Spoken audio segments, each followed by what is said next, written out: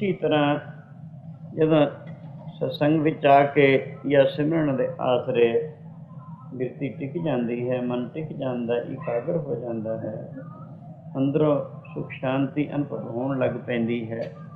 जे इस अवस्था नूं हमेशा ही सिमरन नाम अभ्यास के आसरे बरकरार रखा जाए, हर वक्त ही ख्याल यूं टिकिया रहे, तो सुख शांति अठपहरी हर वक्त ही हो जाती है। पर क्योंकि जिस वक्त सत्संग में पहुँचीदा उतनी देर तक मन सुख शांत हो जाता, फिर जो धन्या में परच जाता है, उधर लग जाता, उन्होंने असर फिर मन पर पै जाता है, फिर वही असर वही गंधलापन, फिर जाके फिर सत्संग में पहुँचता, फिर शांति।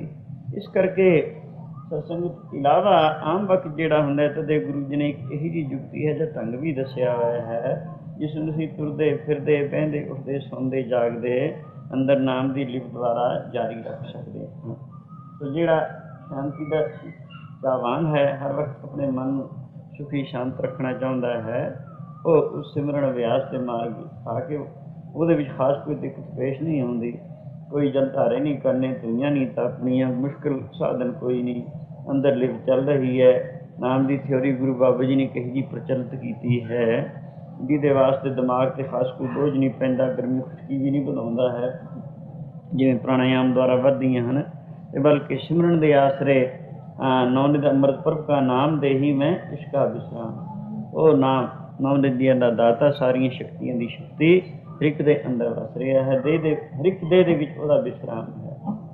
तो यानी ओ बैखरी बाणी जबान हिला के तो सारे ही नाम जपते हैं। उस तो अगे मतलब बाणी द्वारा भी भजन हो रहा है, जिथे जबान भी नहीं हिलती, बुल भी नहीं हिलते। दो किस्म का सिमरन है ना, अजप्पा है और जाप है। जाप उन्होंने कहते जिथे जबान हिले बुल हिलन, उन्होंने जाप कहा जाता है। जिथे जबान ना हिले बुल ना हिलन, सिर्फ ख्याल ही कम करे, ख्याल के नाल ही भजन हो, उन्होंने अजप्पा कहा जाता है। अजप्पा जापना विसरे आद जुगाड़ समाए, इसकी महिमा बहुत ही की हुई है। थां गुरु जी ने, गुरु दशमेश जी ने इसी करके कि अजप्पा जाप ना विसरे आद जुगाड़ समाए। तो वह विसरदा नहीं, हर एक के अंदर हो रहा है, श्वास श्वास विचों अजप्पा हो रहा है, गुरमुख रोम रोम त्यावे अजप्पा हो रहा है, युक्ति अजप्पा हो रहा है, दसवें द्वार अजप्पा हो रहा है। यानी उस दे वास्ते सिर्फ प्रैक्टिस यानी ख्याल अभ्यास ही थोड़ा जहा करना है। यूँ करके फिर जो मन उस दे नाल लग्या रहे, हर वक्त तुरते फिरते बहते उठते वो अवस्था जारी रह सकती है। तो उसके आसरे मन तो यह चीज़ां जिहड़ियां मन नूं अशांत करने वालियां, मन नूं दुखी करने वालियां ने, ये परा रहन तो मन सुखी शांत कुदरती रहेगा। कुदरती गल है, जिवें कोई छप्पड़ है, वो पानी का भरिया, वो उपर आले दुआले किनारे ते दरख्त होने करके वो उपर बूर आ जाता। कई छप्पड़ होंदे ने पिंडां दे नज़दीक, उन्हां ते बूर आया होंदा, वो पानी नूं ढक लैंदा है। जेकर बूर नूं किसी तरीके से परां कर दिता जाए, पानी विच ही पानी किते गया नहीं, बूर के उपर आउण करके पानी दींदा नहीं। इसी तरह जे थोड़ा ही देर वास्ते बूर नूं दूर करिए, वो दूर हो जाए, पानी दिसण आउंदा, फिर बूर आ जाता उत्थे। इसी तरह ये अवस्था पहले जिज्ञासु दी हुंदी है। बार बार सिमरन के आसरे अपने मन नूं उस आनंद दे सागर नाल टच करना है। हुंदे हुंदे हुंदे ये अभ्यास करते करते ये लिव अखपैरी बन जाया करती है।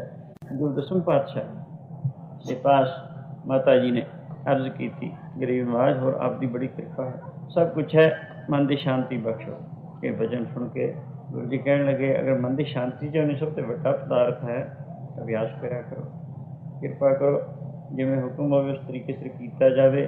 पहले पंज बाणियों का नियम भी है, सुखनी साहिब का पाठ भी किया जाता है। बाणी तहन हुक्म करो गरीब नवाज, गुरु जी ने फरमाया अगे चलो, अगाह को त्राण पिछा फिर ना मोड़ना, नानक सिजे विहा बार बार न होगी जन्मड़ा।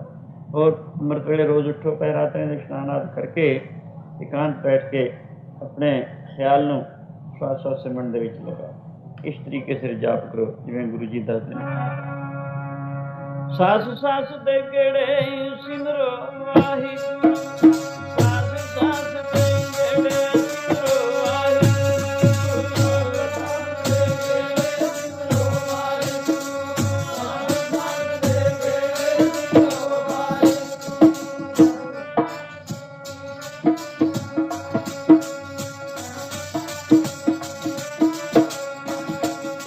सास दे गेड़े सिमरो वाहिगुरू।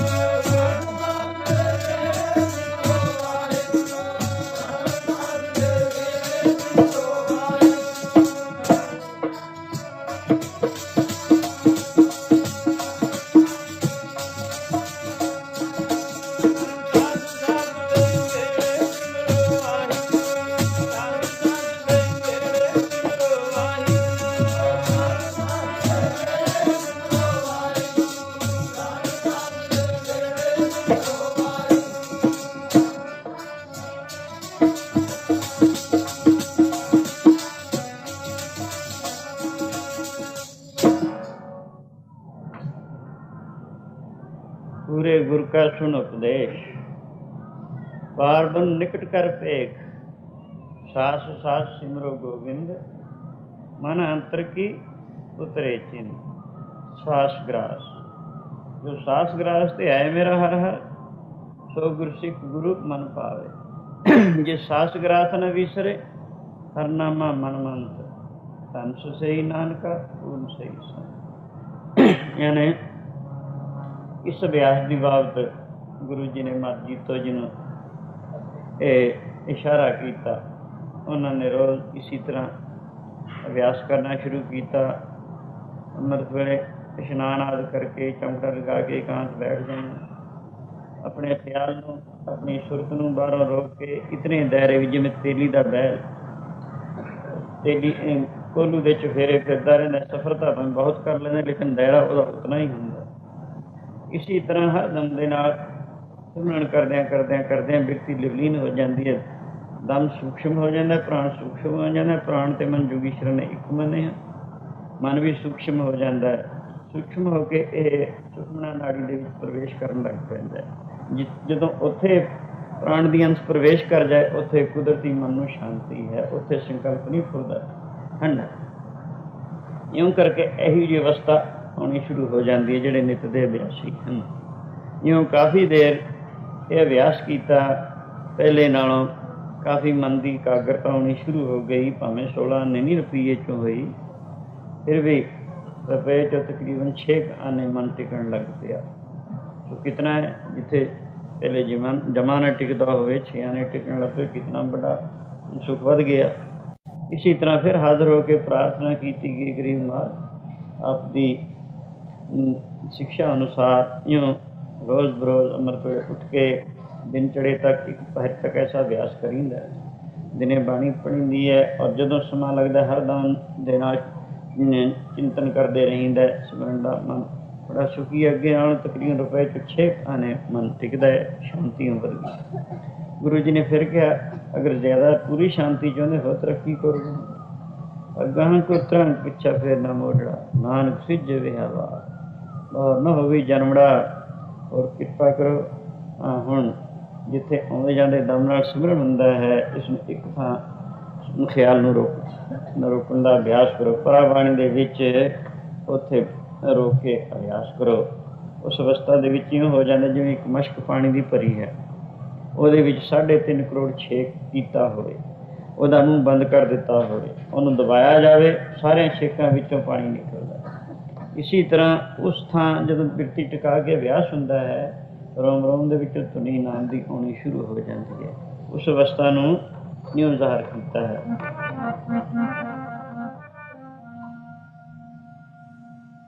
ਪਿਆਰੇ ਜੀ ਗੁਰਮੁਖ ਪਿਆਰੇ ਦਾ ਸੰਗ ਤੇ, ਗੁਰਮੁਖ ਪਿਆਰੇ ਦਾ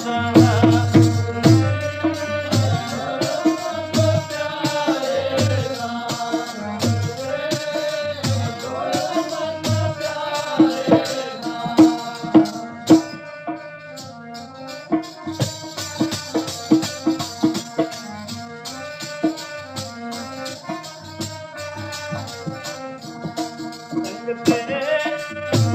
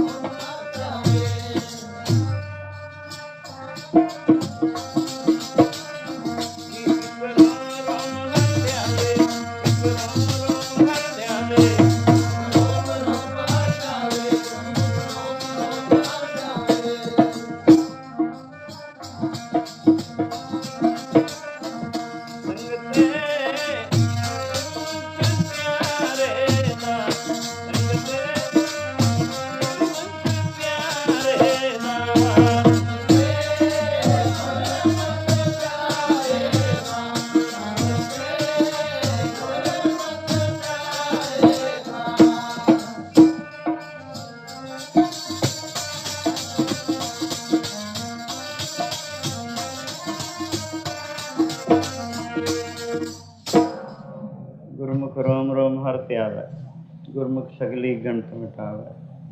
ਹਾਂਜੀ, ਜਦੋਂ ਪ੍ਰਭ ਬਾਣੀ ਦੇ ਵਿੱਚ ਬਿਰਤੀ ਟਿਕਾ ਕੇ ਸਿਮਰਨ ਅਭਿਆਸ ਕੀਤਾ ਜਾਂਦਾ ਹੈ, ਉਸ ਮੌਕੇ ਕੁਝ ਦੇਰ ਦੇ ਅਭਿਆਸ ਨਾਲ ਸਰੀਰ ਦੇ ਵਿੱਚ, ਹਰ ਇੱਕ ਇਨਸਾਨੀ ਸਰੀਰ ਦੇ ਵਿੱਚ 3.5 ਕਰੋੜ ਛੇਕ ਹੈ, ਜਿਸ ਨੂੰ ਰੋਮ ਕਿਹਾ ਜਾਂਦਾ ਹੈ। ਸੋ ਹਰ ਇੱਕ ਰੋਮ ਦੇ ਵਿੱਚੋਂ ਨਾਮ ਦੀ ਧੁਨੀ ਆਉਂਦੀ ਹੈ, ਯਾਨੀ ਰੋਮ ਜ਼ਬਾਨਾਂ ਬਣ ਜਾਂਦੇ, ਇਉਂ ਕਹਿ ਲਓ। ਉੱਥੇ ਜ਼ਬਾਨ ਤਾਂ ਪਹਿਲੇ ਬੰਦ ਹੋ ਚੁੱਕੀ, ਅਜੱਪਾ ਜਾਪ ਦੇ ਇਹ ਤਰੀਕੇ ਜੁਗਤੀਆਂ ਚੱਲਦੀਆਂ।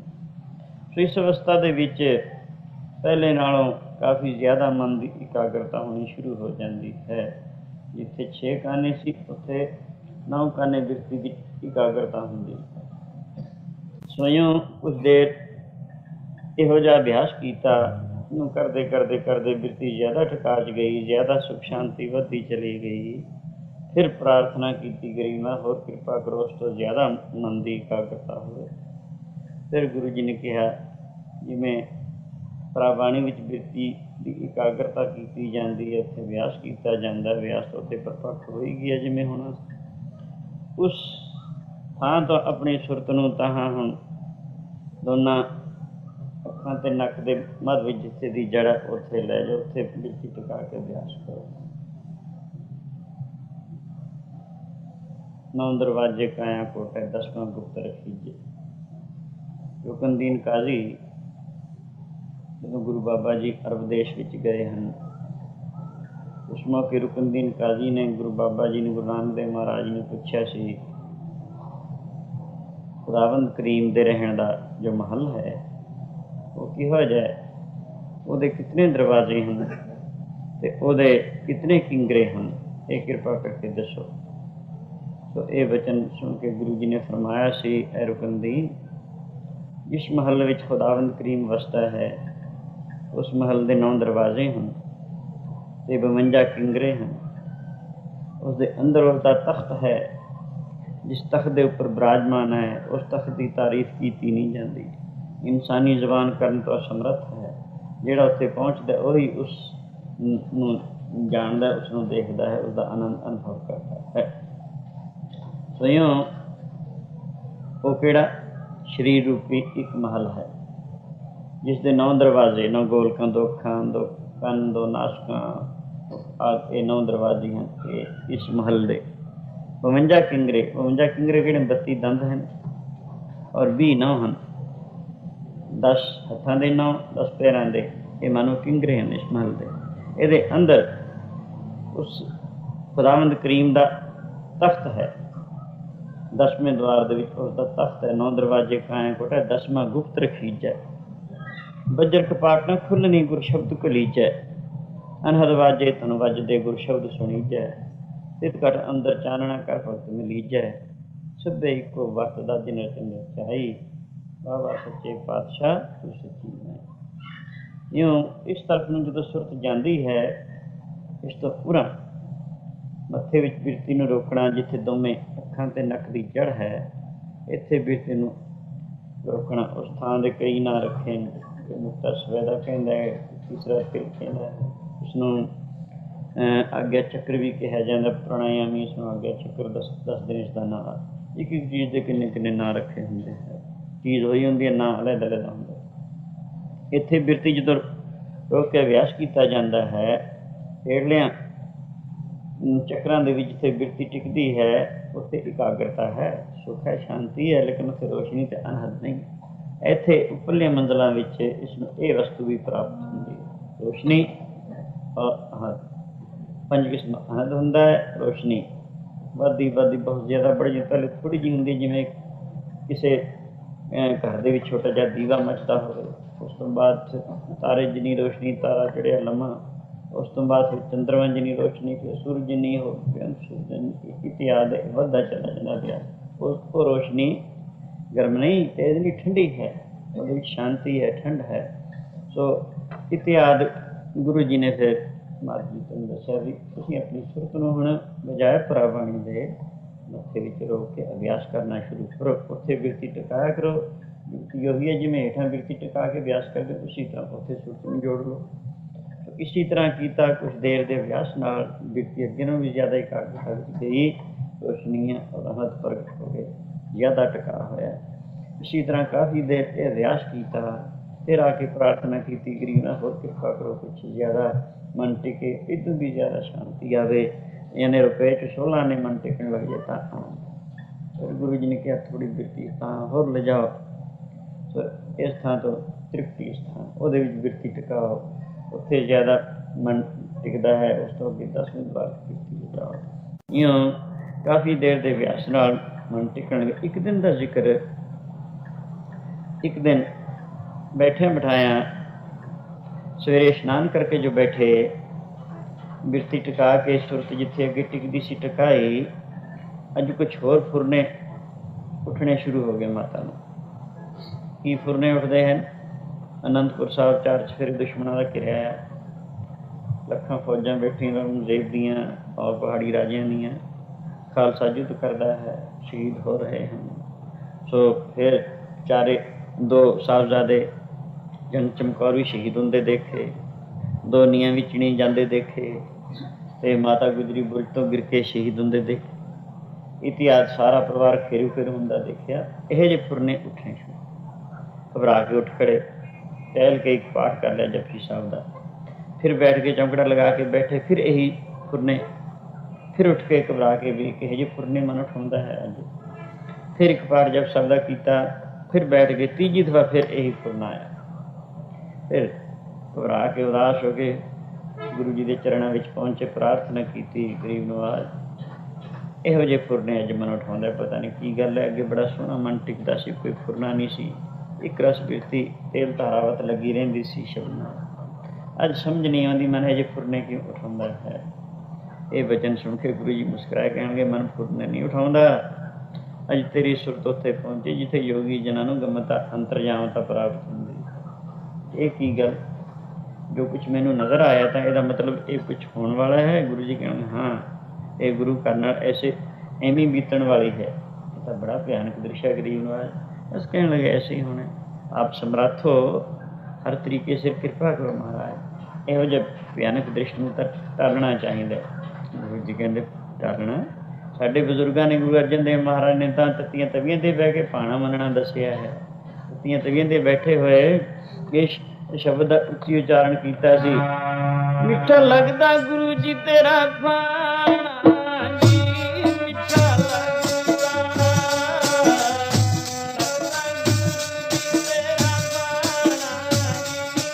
मिठा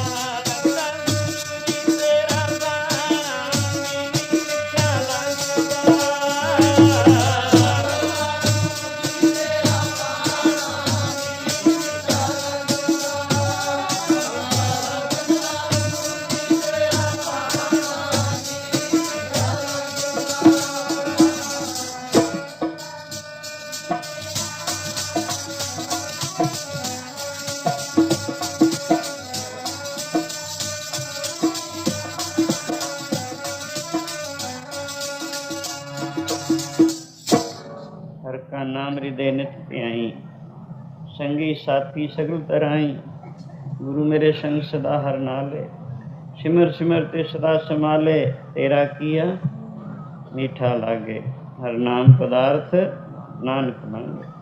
गुरु अर्जन देव महाराज ने सानू सब की ये सिखाया, भाणे विच रजा विच हुक्म विच खुश रहना। दो गल्लां हन, इंसान चाहुंदा है जो कुछ मैं चाहां उही होई चले।